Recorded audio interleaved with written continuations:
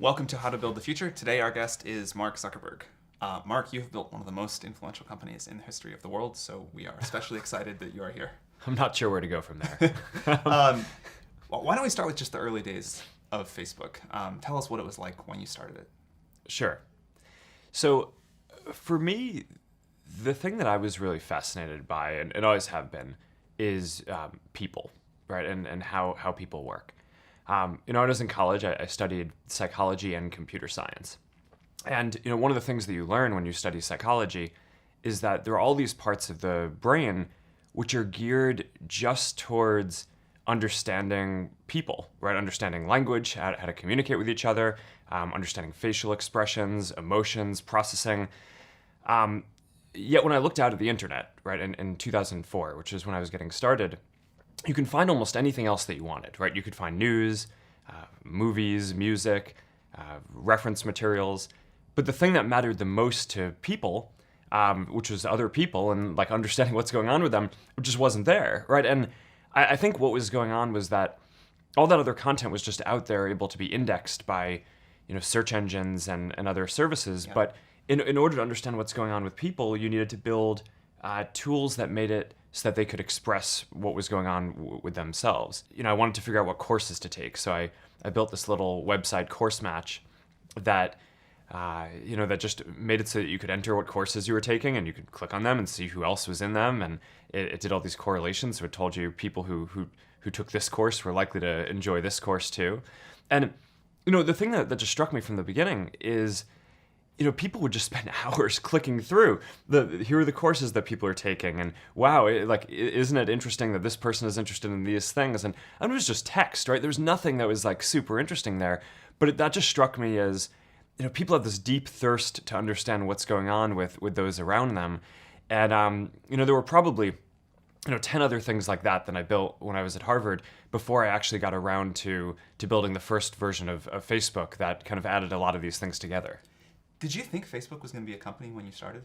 I built the first version of Facebook because it's something that my friends and I wanted to use at Harvard, a directory and a way to connect with the other people around us. And I didn't think at all that it was going to be a company. I remember very specifically the night that we launched the first version. I went out to get pizza with a couple of my friends who now work here.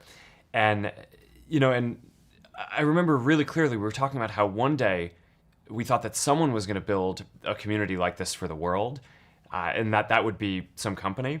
But it clearly wasn't going to be us. I mean, it wasn't even. It didn't even occur. Yeah, no, I mean, it wasn't even an option that we considered that it might be us. I mean, we just weren't focused on building a company back then. We were just building something that we thought would be useful at our school. So as you look back, is there something that made Facebook different from the other projects that you had built that allowed it to turn into the company it is today? Well, for one, I think we kept going, right? So, I mean, the others, I mean, Course Match and, just the other different crowdsourced tools, they kind of served their purpose, and then we were done. Whereas with Facebook, there was just such, people loved it, right? And had such an intensity of using it. I think within a couple of weeks, 2/3 of students at Harvard were using it. And all these other students at MIT and other local universities were writing in asking us if we could open up Facebook at their school. So we kind of just followed that, right? And again, I didn't set out, and my roommates didn't set out to build a service that we were going to turn into a company, but we just kind of followed what people wanted, and that led us to expand it to all these other schools and eventually beyond schools, and to at some point, once we'd hired a bunch of people, we decided to turn it into a company and go for this mission of connecting the world. But that's not where we started. As you think about where you did start, is there other advice that comes to mind that you give to other people that want to build products that you can take away from the early days of Facebook? Yeah, I always think that you should start with the problem that you're trying to solve in the world and not start with deciding that you want to build a company, right? I mean, the best companies that get built are things that are trying to drive some kind of social change, even if it's just local in one place, more than starting out because you want to make a bunch of money or have a lot of people working for you or build some company in some way. So, I always think that this is kind of a perverse thing about Silicon Valley in a way, That's really which is true. that, people decide often that they want to start a company before they even decide what they want to do.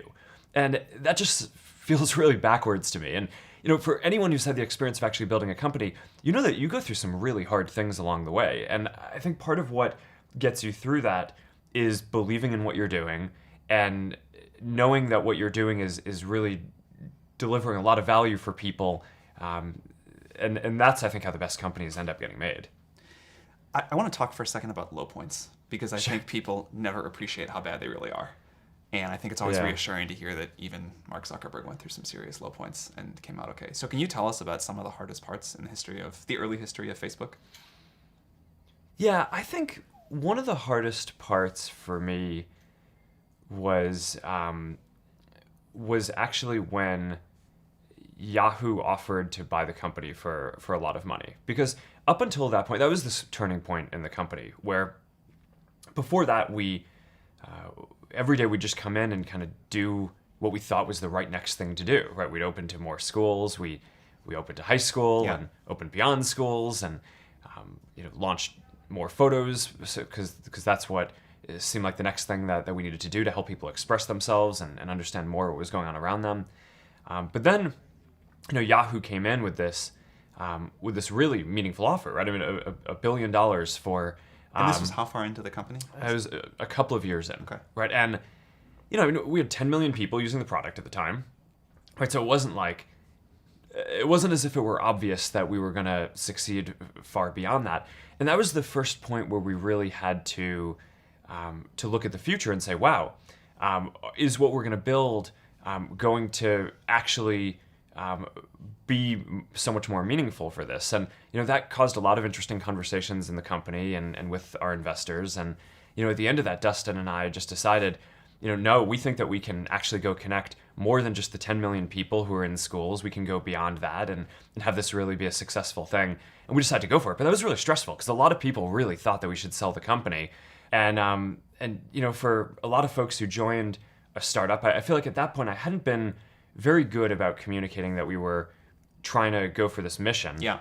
We just showed up every day Yeah. and just kind of did what we thought was the right next thing to do. So for a lot of the folks who joined early on, they weren't really aligned with me, right? For them, they joined and, being able to sell a company for $1 billion after a couple of years was like a home run, right? And it is a home run, right? Totally. And that's, I think that's, I get that. But, that I think that the fact that I didn't communicate very well about what we were trying to do caused this huge tension. And the part that was painful wasn't turning down the offer. It was the fact that after that, huge amounts of the company quit because they didn't believe in what we were doing.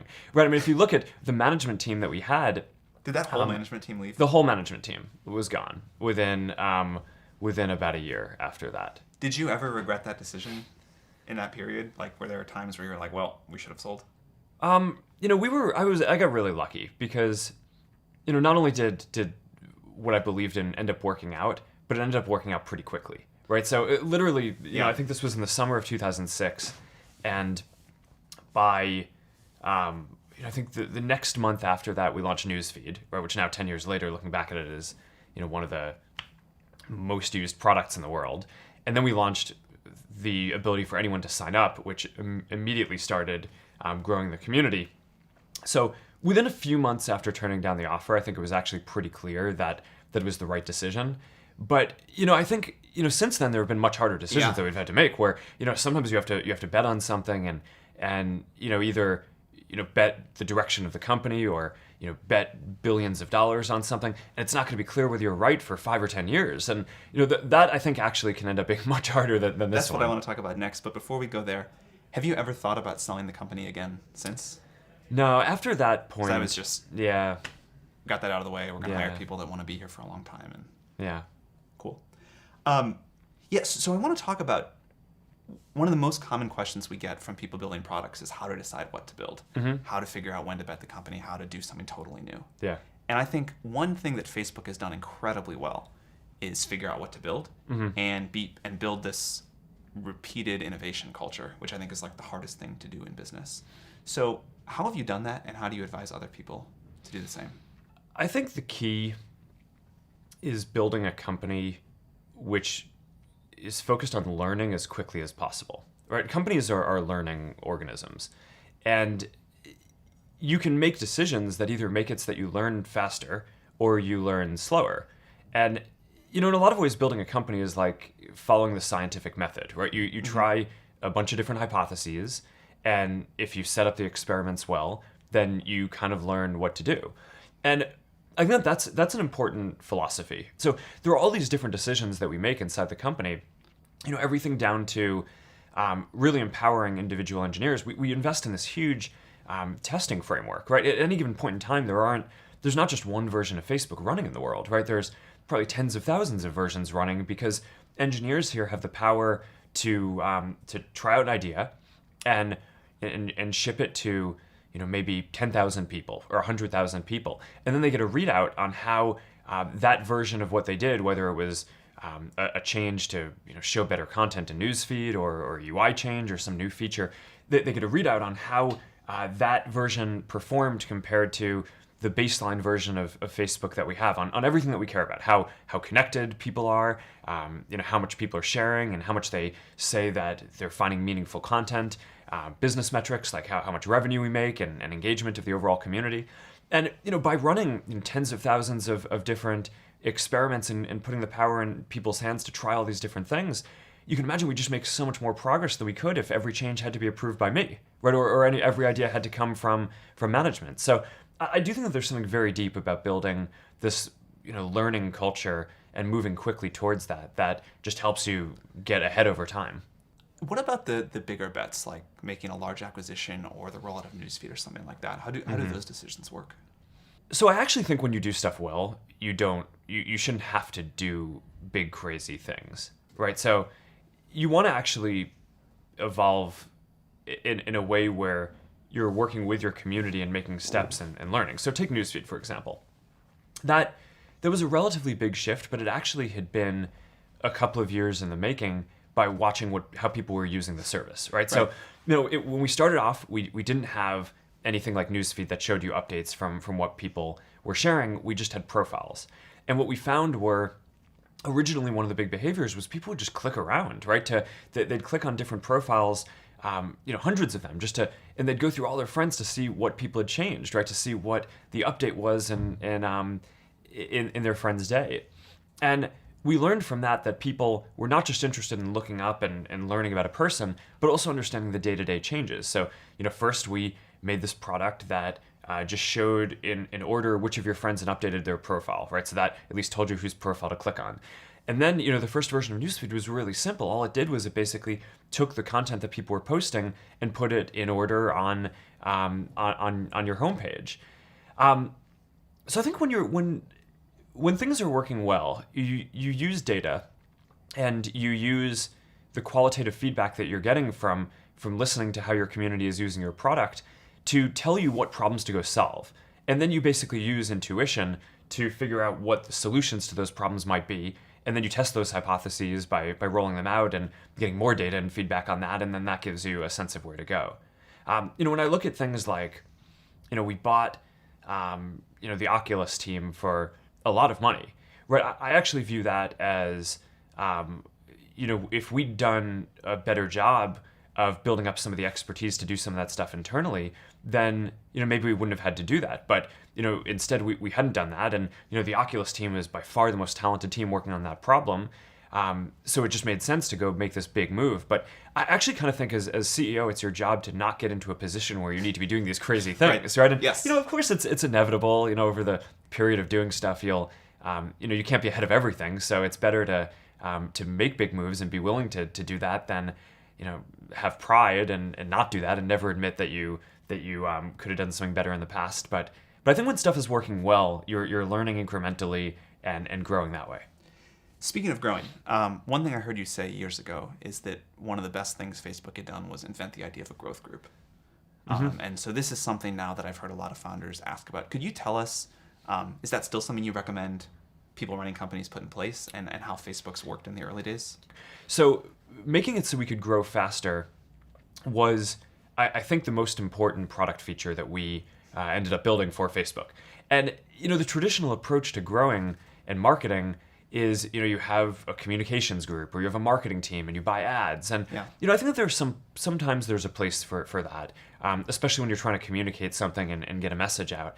But if you're actually trying to grow a product, I think often the best levers for doing that are within the product themselves and getting people in your community who enjoy what you're doing to evangelize that to their friends and getting that to happen as efficiently as possible. So there's no magic in the growth group that we built that other people can't replicate. It's just being very rigorous with data, investing in data infrastructure, so that way you can process all these different experiments and learn what people are trying to tell you, and then go invest in engineering and actually trying to grow the community, because I think that's the most important feature for a lot of networks. And can you tell how much of an impact that group had on the growth rate of Facebook? Yeah, I think it's overall, I think it's been very big. I don't have a number off the top of my head, but I mean, even just looking at, some of these specific features that we've built, like people you may know, right? Which is, one of the important things, right? Again, if you're, a social product isn't that useful if you're not connected to other people when you're using it. So, helping you go from signing up for Facebook to connecting to the people that you care about most is probably one of the most important things that we can do. Another thing that I think Facebook has done exceptionally well is hiring. And I always tell founders that this is the thing you have to get good at. So how have you hired your team, and what do you look for when you bring people on? If you think about it, I started the company when I was 19, right? So I can't institutionally believe that experience is that important, right? Or else I would have a hard time reconciling, myself, right? And the company. So, we invest in people who we think are just really talented, even if they haven't done that thing before. And, that applies to people who are fresh out of university, as well as, people like, the CFO who took the company public, had not taken a company public before, right? And a lot of his background was in, production, development at Genentech before. So, just focus on really talented people. And so if you don't have the experience to look for, how do you assess someone's raw talent? Well, often you can tell from different things that they've done, right? So it's not that, obviously everyone's done something, right? I mean, even if you're 19, right, you've done side projects and interesting stuff, and I think what's important is not to believe that someone has to have specifically done the job that they're going to do in order to be able to do it well. One of the things that I think we've done well is just given the people at the company a lot of opportunity, right? So, it's not just me who started when I was 19 and now, I'm running this big company. There were a number of people who joined who were, people I did problem sets with at Harvard, or they dropped out of Stanford, or, different programs, who have grown with the company over this long period of time. And, one of the things that I'm the most proud of is we have about 12 different product groups at the company. And all of the people who are running them, with the exception of one, did not join the company running a product group or reporting to me. That's amazing. And the one exception is David Marcus, who was the CEO of a $50 billion public company. So, so I'm pretty happy that he's on board, and having him run a product group, I think, is a pretty big coup too. But literally, none of them started off reporting to me. They all started off in different roles. Some were engineers, some were data analysts, some were product managers, and they've all grown. But I think what happens is, people see that you create opportunities for people, and that also, I think, keeps the best people engaged and makes the best people want to come work at your company, because they feel like, oh, I'm going to get those kind of opportunities too. Cool. Yeah. What are you most excited about over the next 20 years? What do you think will be the major transformations? How will Facebook transform? How do you think the rest of the world will transform? So we have this 10-year roadmap. That was great. 3 of the big changes that we want to see in the world. And we're focused on 3 things. Connectivity, right? So getting everyone in the world on the internet. Right now, more than half the world is not on the internet, which is, I think a lot of people in Silicon Valley probably take this for granted, right? The internet, because it just is not uniformly available. And if we want to solve a lot of the big challenges of the world today, they're not problems that any one group of people or even one country can solve, right? They really involve coming together and giving everyone an opportunity to participate in solving them. So I think connecting everyone is really a key thing, which is going to be great for people around the world. The next one is AI. I think that that's just going to unlock so much potential in so many different domains. And we use it at Facebook for a lot of different things, for showing people content that they're going to find more meaningful, for making sure that you connect with the people you actually care about on the service. But in a lot of ways, the work that we're doing on AI to push the fundamental, state of the art forward is exactly the same stuff that's going into systems that diagnose diseases better, right? Or find better drugs to treat people, or that other companies are using when they build self-driving cars. And these are things that are going to save lives, right? I mean, if you can, I heard this story recently that at this conference where someone has built a machine learning application where you can take a picture of a lesion on someone's skin, and it can detect instantly whether it's skin cancer with the accuracy of the best dermatologists and doctors in the world. So, who doesn't want that, right? I mean, now, you're going to be able to put the power in your doctor's hand to become the best doctor in the world at that thing. Everyone will be the best doctor in the world. And that's a really fundamental thing, right? That, I get a little bit frustrated, I think, when people, fearmonger about AI and how it could end up hurting people, because I think in many real ways around diseases, around driving more safely, this is going to save people's lives and push people forward. So that's a really big deal, I think, for the next 10 years. And then, the next thing that I always think is going to make a big difference is, every 10 or 15 years, there's a new major computing platform that comes around that allows people to do completely different things than they could do before, right? So, 20 years ago, most of us were using desktop computers. They were kind of clunky. We used them in work because it made our work more productive, but most people didn't use them for fun. Now we have phones, which help us connect with each other, and they're much more human devices. But there's going to be another platform after that, and I think that's going to be virtual reality and augmented reality. And that, I think, is just going to help people, be more creative, experience what other people are feeling much more immersively than we even can through video and things like that today. So I'm really excited about that trend as well. So you were 19 when you started Facebook. One question we hear a lot at Y Combinator is, I'm 19 today. I really want to, do whatever I can to make the world better. What should I do? So how do you advise people who are 19 today and want to impact the world like you have? I always think that the most important thing that entrepreneurs should do is pick something they care about, work on it, but don't actually commit to turning it into a company until it's working. And I think that if you look at the data of the very best companies that have gotten built, I actually think a tremendous % of them have been built that way, and not from people who decided up front that they wanted to start a company, because you just get locked into some local minimum a lot of the time, a local maximum. I totally agree. And just to make this point, how far into Facebook did it actually become a company? I don't know. I think it became a formal Delaware company when Peter Thiel invested about 6 months in. When we were first talking to Peter about raising money, Dustin and I were very clear with him that we were planning on going back to school. Right? I mean, I started Facebook when I was a sophomore. We took the summer off, right? No classes over the summer. We were working on it. And then, our stated game plan was to go back to school in the fall and continue working on it then, but not sit in an office and work on it full time. And Peter was just kind of all right, sure you are. I guess he knew better than we did. You think he just believed that you weren't actually going to go back to school? He must have. I mean, you'd have to ask him. But yeah. I will. We're interviewing him in this series. I will there ask you go. That question. So I think he would probably say that he knew that we were not going to go back to school, or believed that he could talk us out of it. But he didn't have to. It was pretty clear that the amount of work was just growing so quickly. But we actually didn't drop out immediately. We told Harvard that we were taking 1 semester off. And then we told Harvard that we were taking another semester off, and then a year off. And then after that, we kind of decided we weren't going back. Speaking of Peter, and sort of a closing question, what's the best piece of advice he ever gave you?